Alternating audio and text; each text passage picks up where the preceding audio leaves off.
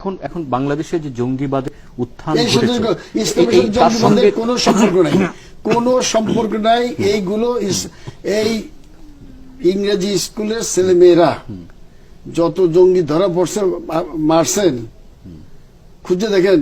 শিশু তো ইংরেজি স্কুলে মাদ্রাসা পড়ে, শিশু জঙ্গি মরছে, মেয়ের লোকেও মরছে জঙ্গিয়া, তারা মাদ্রাসা মধ্যে পড়ে নাই। আপনারা শুনেন, একজনে পড়ে নাই, সমস্ত ইংলিশ স্কুলের ছেলেমেয়েরা এই পথে গেছে, ইয়েবাখরা এই পথে গেছে। কোন মাদ্রাসার ছেলে মেয়েরা এখানে যায় নাই।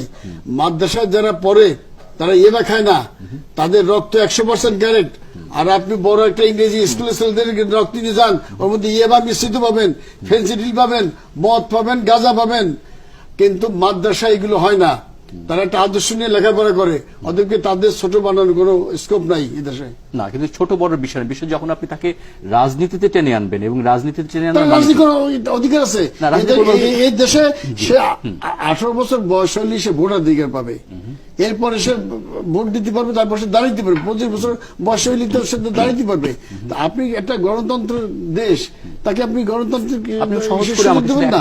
আপনি সাংবাদিক দুনিয়াদারি করতে পারবেন, আর মাদ্রাসায় পড়লে কিছু করতে পারবেন না।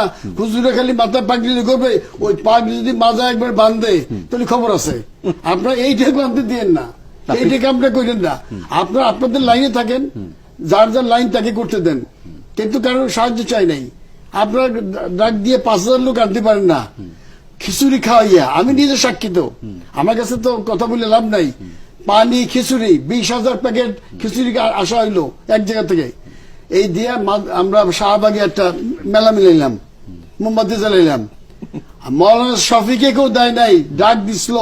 ঢাকা শহরে 10 লক্ষ লোক আসলো, 10 টাকা খরচা হয় নাই। বুঝতে হবে কার কত শক্তি আছে। এটা ইমানের জোর, এটা টাকার জোর না।